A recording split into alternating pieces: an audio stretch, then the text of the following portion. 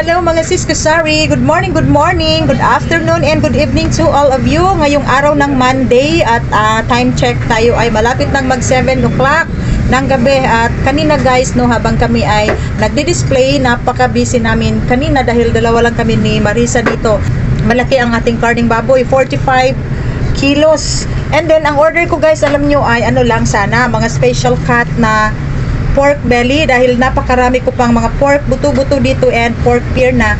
And then nagtaka ako, ang dumating sa akin itong dalawang resibo ay isang 1/2 pork carcass, no. Ang timbang niya ay 45 kilos, and then medyo nagtaas na sila, 280 per kilo na si Chubbs. Tapos ang order ko lang talaga ay ito lang, itong special cut na pork belly. So, umaabot siya ng 18,000 sa dalawang resibo. And then sabi ko kay Ma'am Aisa, yung ahente ko, ang aking order ay special cut na pork belly lang dahil marami pa akong mga pork buto-buto, pero may dumating na 1/2 pork carcass. So kinuha ko na lang para bukas wala na tayong order, Tuesday. Tapos medyo malakas naman ngayong araw na ito dahil nag-umpisa na ang klase, may pasukan na dito sa amin. So yun nga, napaka-busy namin. Yung 45 kilos na pork carcass ay ako lang ang nagdi-debone. Pag ano kasi guys, 45 kilos and up, medyo malaki na yung karning baboy natin. So busy pa, so ako ay nagmamadali and kailangan talaga double time ang ating kilos dito dahil dalawa lang kami, may bumibili, nagdi-debone pa ako. And then yung ating pork chop, bago lang tayong nakapag-slice, nauubos na, so mag-slice na naman. Yun guys, ang mga kaganapan namin ngayong araw ng Monday. At alas 6:30 pa lang, 6:30 ay hit na natin ang ating target sales dahil busy kami. Thank you Lord, busy tayo. Yun naman talaga ang gustong-gusto ko dito sa tindahan, yung busy tayo, kasi malaki ang ano natin, ang benta natin dahil nga sa pag January ay magre-renew na naman tayo sa ating mga business permit. Ang dami nating babayaran, no. Malakas nga tayo December 24 and December 31, pero bawi lang guys dahil sa napakalaki ng ating babayarang tax sa renewal ng ating business permit at sa BIR. So yun talaga ang ating obligasyon din. So habang tumatagal ay lumalaki din ang tax natin sa renewal dahil nag-i-increase every year. Tapos ang mga kaganapan namin kahapon ay nag-pick up kami ng 1/2 pork carcass sa SNR. Sa SNR 273 ang kilo. And then guys, nung nakaalis na kami ay tinawagan ako Ma'am Irene, yung in charge sa wholesale, na meron na daw silang dressed chicken. So mabuti na lang at nandun pa kami ni Mr. sa SM. So pag uwi namin, binalikan namin sa SNR at nag-pick up ng dalawang bag na whole chicken. Ang laki guys ng difference, no, sa presyuhan ng dressed chicken, kasi sa palengke 200, sa SM ay 187. So ang SM guys ay known talaga yan na mababa lang ang kanilang dressed chicken, ang wholesale price nila doon, pero mas mura pa rin sa SNR dahil 168. So hindi ko talaga pinalampas, kinuha ko yung dalawa. So mabuti na lang dahil napakalakas namin ngayon dahil nag-umpisa na ang pasukan. Malakas ang ating meat shop ngayong araw ng Monday, kasi nga guys, alam niyo yung aking katabi dito na meat shop ay nag-close na sila.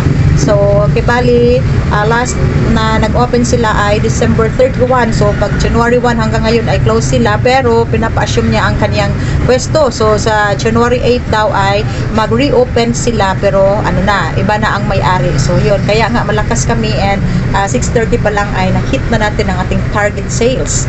Okay, at kumusta ang inyong mga sari-sari store noong Pasko at New Year, at magkano kaya ang ating mga kinikita? So alam ko na doble at triple pa ang ating income sa mga araw na iyon. So sa akin dito guys, mas malakas kami noong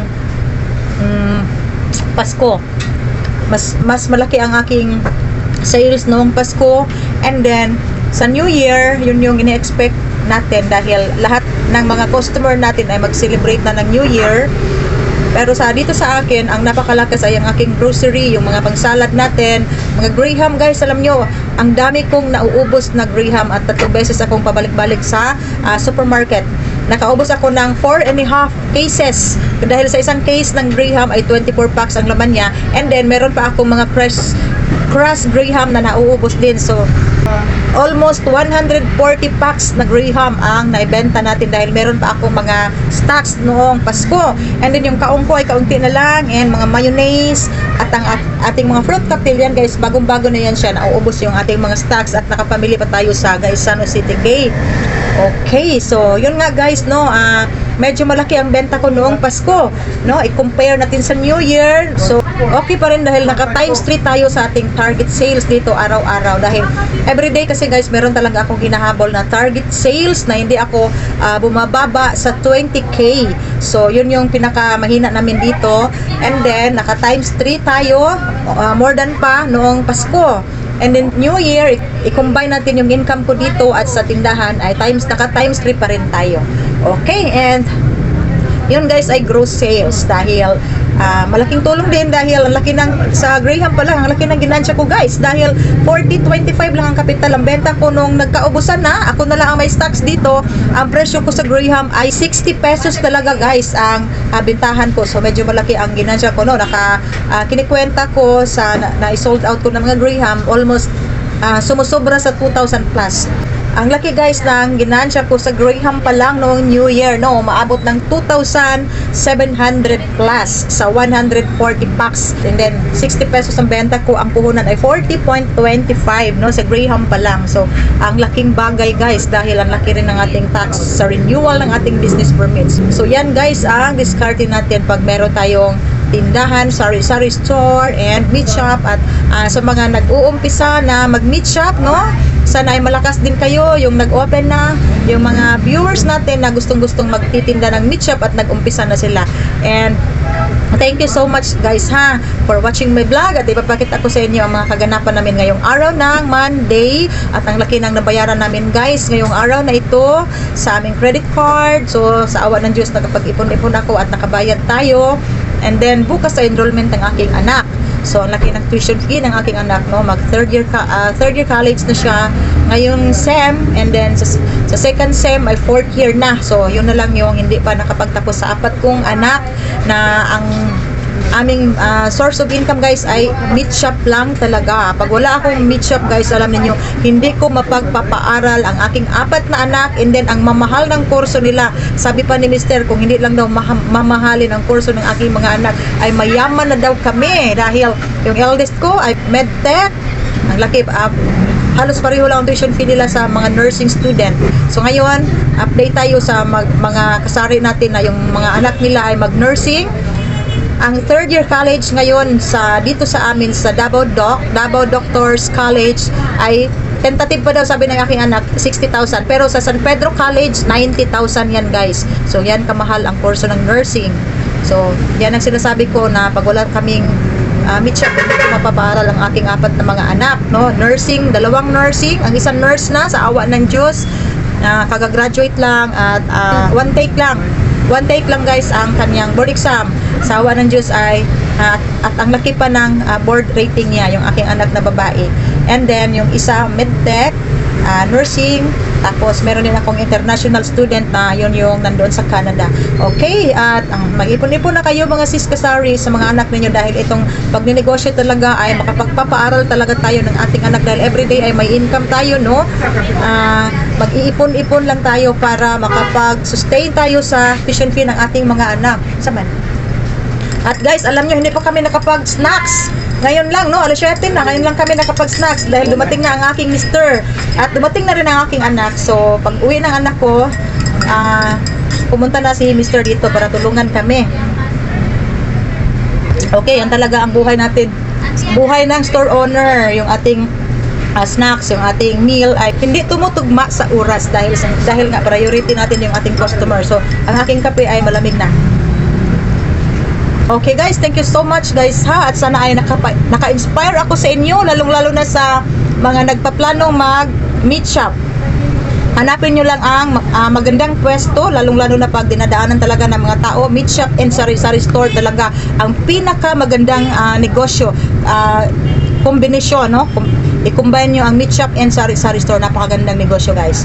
Okay, thank you so much and Happy New Year to all, and sana ay ngayong 2025 ay mas malakas pa ang ating tindahan and of course mas healthy tayo. Okay, and see you in my next vlog. Bye bye.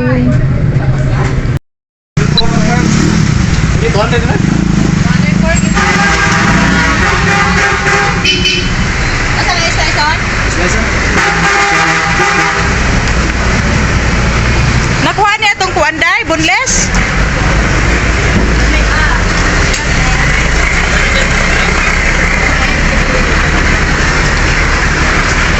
Then, may price.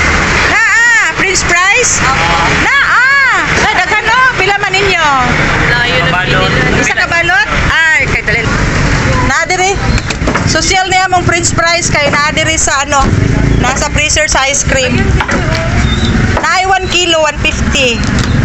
Ay, 145 lang ni. Kani, 1 kilo ni. Kauban ni sa Virginia. Kani, 2 ka kilo. Napa dito, pagka-repax. Kani, or... Hindi mo na siya lutong sana. Oo, pwede. Ilang kilo? Na-chop na na, day? Kilo? Oh, 1 kilo na, sir. O, sito de isa. Sito po, nag-vlog ko ha. Say hi to my vlog. Kagwapa-gwapo ako mga customer guys nga nagpalit og French fries. Sito po. Opo. Dako gamay. Wala dito, oh. Tatang yan na. Kani. Pila gani ni say 30? 30. Pila ka buok? Toppings ng cheese. O nami cheese. Powder po? Naa, isa lang ay duha. Isa lang po. Iupsan nato ni. So guys, kami ay nandito na naman sa SNR at nag-pick up ng 2 bag na dressed chicken and 1 half pork carcass. Ito guys, yung ating mga napamili, and then meron pang buy one take one na cake. Yan guys, oh, pinipilahan talaga yan noong New Year dito sa SNR. At ito yung mga napamili natin, 1 half carcass, 173 lang per kilo, and then meron pa tayong chicken wings galing sa SNR. Yan guys, oh, napakaganda ng pagka-arrange nila sa kanilang chicken wings, at yan ay aming dinidisplay dito. Medyo matigas pa yan siya, so dahan-dahan lang naming dinidisplay. Yung mga malambot na ay dinidisplay namin sa tray, and meron tayong 2 pork pata dyan. At eto guys ang ating table meat shop, no, dinidisplay na namin lahat pag pag hapon na, alas 3 na ng hapon hanggang gabi na pag kami ay mag-close. So andyan lahat yung ating hotdog, mga frozen foods, mayroon tayong pork chorizo dyan and chicken special chorizo, and si Mr. ay nagdidibone sa isang slab na kasim. Yan guys, hindi pa tapos. Tapos ito yung update sa ating sari-sari store, no, sa likod ng aking table meat shop. Ito yung ating tindahan, sari-sari store, and nasa harap talaga ang ating table meat shop, dahil ito talaga yung pinaka nagbibigay sa amin ng medyo malaking income, ang ating meat shop, maliit na meat shop. So hindi pa si Mr. tapos na nagdidibone. So yan yung kasim, yung ina-arrange ni Mr. Tapos kasim and pork belly. Yan yung pork belly. Meron tayong pork chop, at yung ating customer ay chicken wings pala ang binili niya. So ito guys ang kaganapan namin paghapon na. Napaka-busy na namin, and meron pa tayong tuyo before nag-Christmas and New Year.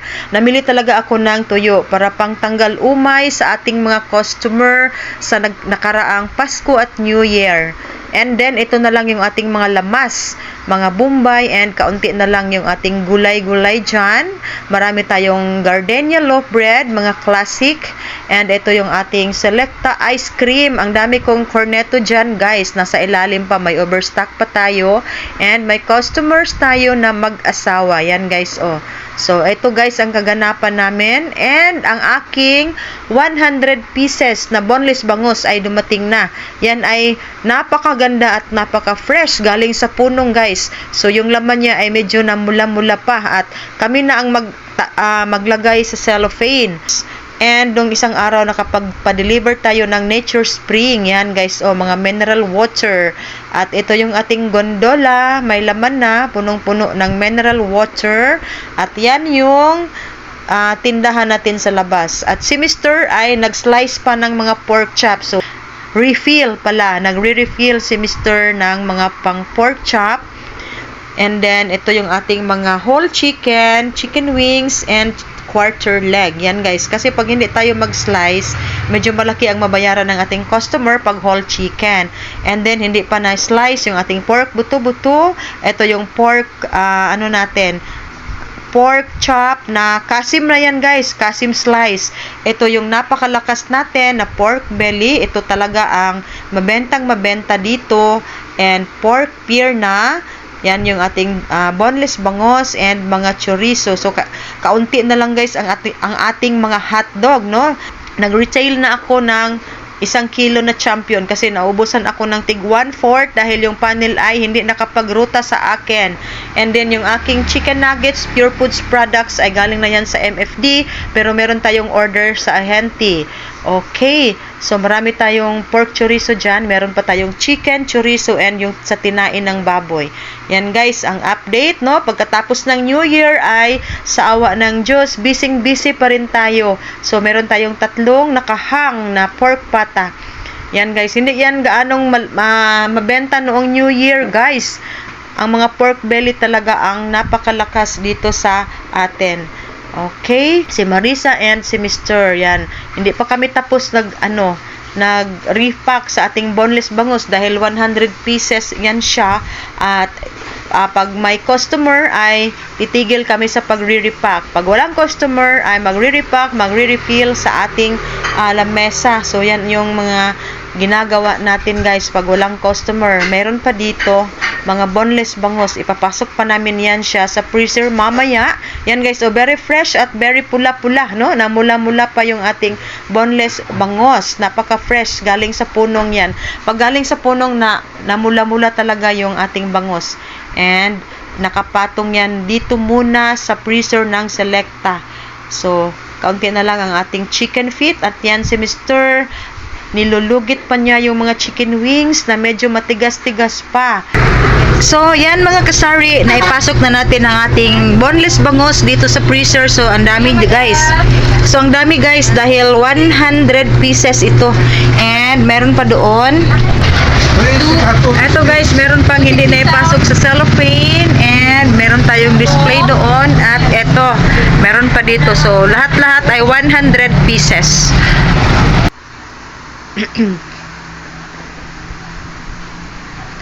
Okay guys, ito ay sa S&R na naman. So nag-pick up na naman kami ni Mr. ng mga dressed chicken at yung van na mag-park ay medyo nahihirapan, kaya nga kino-close muna ni Mr. yung aming sasakyan dahil napakalaki at masikip guys ang parking dito sa S&R. So yan, meron tayong 2 bag at 168 pa rin ang kilo. Yan guys, at galing na kami sa palengke. Namili kami ng mga cellophane at 10 ounce na cup. Tapos guys, sa wakas, na-deliver na ang ating order sa Pure Foods hotdog, pero marami ang kulang. Mabuti na lang at meron silang TJ hotdog na 230 grams. Yan yung napakalakas dito. At 1 case ang ating order sa sulit pack na chicken nuggets. 1 case ang ating hotdog na TJ. At ito ay 1 case din na breast chicken nuggets. At ito, 1 kilo, 6 kilos lang yan guys, yung ating BLC na 1 kilo. Tapos 24 packs yung ating BLC, yung beefy slots at cheese na 230 grams. So yan guys, lahat ang nabayaran ko sa Pure Foods hotdog na ito, kahit ganyan lang, no? Ilang case lang yan siya, ay umaabot na ng 7,000. Hello guys, meron na naman tayong restock ng mga groceries galing sa NCCC. So, si Mr. ang nag-open dito kaninang umaga, and then ako ay dumiretso sa NCCC supermarket. So, ito yung mga napamili namin. Ang sadya ko doon guys ay mamili lang ng mga patis na pouch at saka Lucky Me na cup noodles. And then ang dami na naman nating nakikita. So, ito yung ating mga napamili lahat. At meron din tayong Coke mismo. Ito ay 8 case. Ang 3 ay dinala ng aking mister sa bahay namin. Meron ding Sprite dyan. At yung iba ay ipinasok na namin sa chiller para malamig na siya. So, meron tayong dyan, chicken liver and chicken gizzard. So, ang ating chicken liver ay Eto guys, 5 pack lang at 174, napakamura sa NCCC. And then ang G-Sard ay 189. Eto guys, so meron tayong 2 pack ang G-Sard, 5 kilo ang ating chicken liver. So, ang nabayaran natin ngayong umaga sa NCCC ay umabot ng 8,000 plus. Ito guys, ang sadya ko doon ay ano lang talaga, mga patis. So, 8,381 ngayong araw ng Friday. At ito ay i-display pa namin. Ang iba nito ay dadalhin ko sa bahay, yung mga cup noodles at mga Hi, madam. ay, nana mo!